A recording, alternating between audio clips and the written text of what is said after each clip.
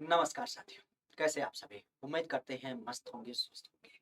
आज हम एक विशेष विषय पर चर्चा करने वाले हैं और ये विषय काफ़ी चर्चा है। आपने सुना भी होगा कि अभी भारत के पुरातत्वविदों के साथ ही साथ जो हमारे यहाँ पे खनिज वगैरह की शोध करने वाले विशेष वैज्ञानिक होते हैं, उन लोगों के माध्यम से जम्मू-कश्मीर में विश्व का एक बड़ा भंडार लिथियम का खोजा गया है। तो इस लिथियम की प्रामाणिकता क्या है और किस पहलू पे ये हमारे लिए इम्पोर्टेंट है? आखिर इसकी उपयोगिता क्या और क्या इसके प्रयोग? और अगर खोजा गया तो इसका जो विशेष प्रयोग हमारे लिए है, वह क्या है? और इसको उपयोगी कैसे बनाता है? इन्हीं सारे मुद्दों पे आज हम चर्चा करेंगे। बेसिक अगर देखा जाए तो लिथियम के बारे में आपने सुना भी होगा पीरियोडिक टेबल जो आपकी केमिस्ट्री अर्थात रसायन की भाषा में कहा जाए, तो रसायन शास्त्र में ये आपके पीरियोडिक टेबल में तीसरे नंबर का एलिमेंट होता है और अगर हम बात करें तो हल्के तत्वों में इसकी काउंटिंग करी जाती है। वैसे तो होता है ये धातु, लेकिन ध्यान रखिएगा इसका जो व्यवहार है वो एक ठोस द्रव्य के रूप में होता है, अर्थात इसको आप सामान्य रूप से चाकू से भी काट सकते हैं। अगर इसकी बात की जाए तो इसकी प्रामाणिकता क्या? खासा ध्यान रखिएगा आजकल इसको सफ़ेद सोना भी नाम दिया जाता है। वैसे तो आपने सोना जाना होगा, जब हम बात करते हैं पीले सोने को क्योंकि वो सबसे महँगा मिलता है।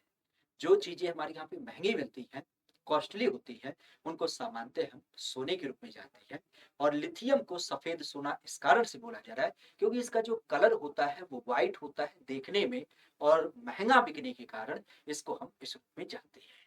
ये रेयर अर्थ मटेरियल होता है, अर्थात आप कह सकते हो कि बिल्कुल नाम मात्र के अलग-अलग लोकेशन में पाया जाता है। अगर इसकी बात की जाए तो इसका प्रयोग हम क्यों करते हैं? तो आजकल आपने सुना भी होगा कि जितने भी सरकार के द्वारा प्रमोट किए जा रहे हैं इलेक्ट्रिक वाहन, उन इलेक्ट्रिक वाहनों में इवन आपके मोबाइल में, आपके डिजिटल घड़ी में, आपके लैपटॉप में, ऐसे जितने भी उपकरण हैं जो कह सकते हो कि बैटरी चलित हैं, उनमें इसका बहुतायत मात्रा में प्रयोग किया जा रहा है। बेसिक अगर देखा जाए तो अभी जो सूची निकल के आई है, जम्मू कश्मीर में जो खोज हुई है, उसके उपरांत अब लिथियम के भंडार की जब बात की जाए तो चिली के पास सबसे ज्यादा भंडारण है। कह सकते हो कि 9.3 मिलियन। अगर इसके अलावा बात करें तो चिली के बाद आपका आता है ऑस्ट्रेलिया। ऑस्ट्रेलिया में 6.2 मिलियन की जब बात की जाए तो ये क्या हो जाता है, यहाँ पे आपके मीट्रिक टन के रूप में आपका लिथियम हो जाता है और तीसरे नंबर पे अब आपका इंडिया हो जाता है क्योंकि यहाँ पर 5.9 मीट्रिक टन आपका क्या हो गया, यह जम्मू कश्मीर में लिथियम के 6 पाके पाए गए हैं।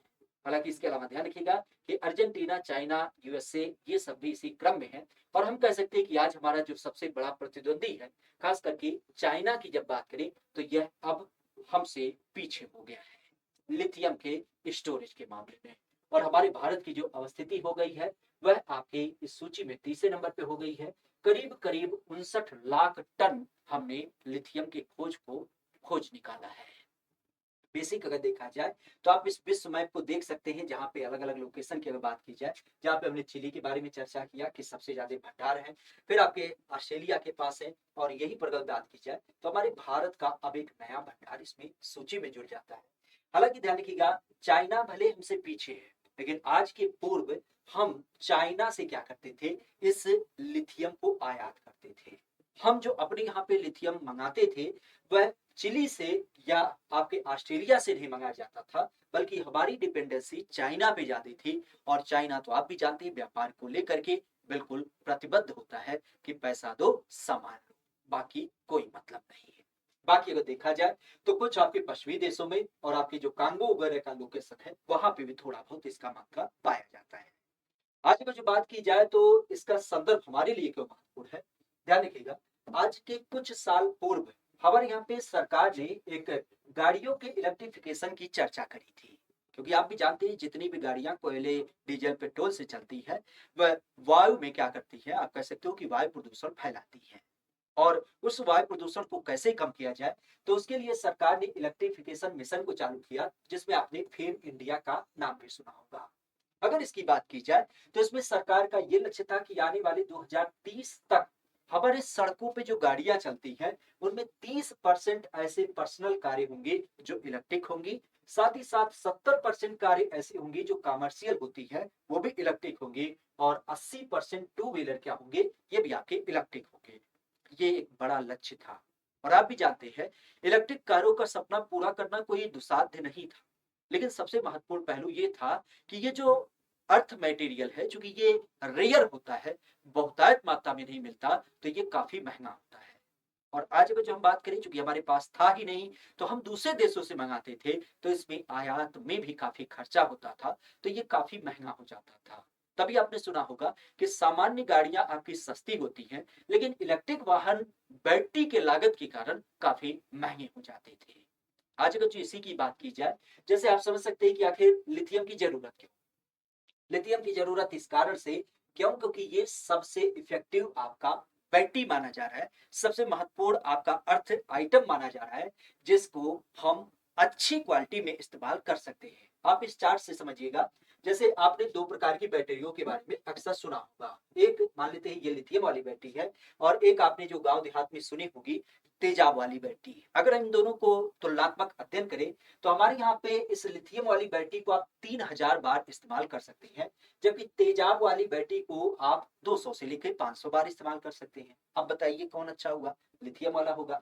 लिथियम वाला आप 10 साल तक इस्तेमाल कर सकते हैं, बैटरी की लाइफ, जबकि तेजाब वाला 30 साल तक आपका इस्तेमाल होता है। यहीं पर अगर देखा जाए तो लिथियम की बैटरी जो होती है, इसकी एफिशिएंसी जो होती है, वो 100% होती है। जबकि इसकी जो होती है, आप भी जानते हैं पूरी बैटरी चार्ज भी ना होती है और कुछ ही समय के बाद वह डिस्चार्ज भी हो जाती थी। बेसिक अगर देखा जाए तो इसका वजन भी बहुत ज्यादा नहीं है, करीब करीब 3.26 किलोग्राम। और यहाँ पे अगर देखा जाए तो ये बैटरी करीब करीब आपके 9.78 किलोग्राम, अर्थात लगभग लगभग 10 किलोग्राम। तो आप समझ सकते हो कि हर मामले में ये बैटरी क्या होती है, काफी महत्वपूर्ण होती है।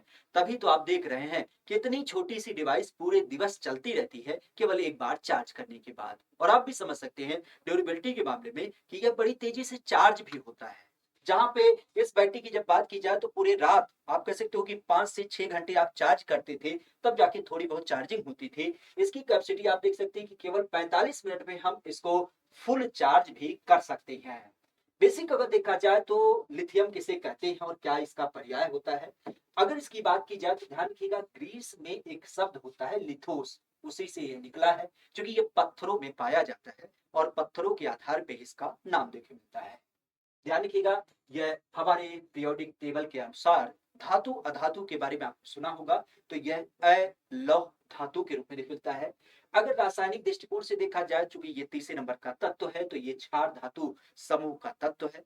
ध्यान रखिएगा, यह खुले में क्रिया भी करता है और अभिक्रिया करने की दशा में ऑक्सीजन के साथ ये जब क्रिया करता है तो बहुत तेज ये आग भी पकड़ता है। और इसी कारण से हम इस तत्व को क्या करते हैं, तेल में डिबो के रखते हैं, ताकि ऑक्सीजन से इसका कोई संपर्क ना हो। जैसा कि हमने शुरू में बताया कि ये एक ऐसा धातु है जिसको हम चाकू से भी काट सकते हैं।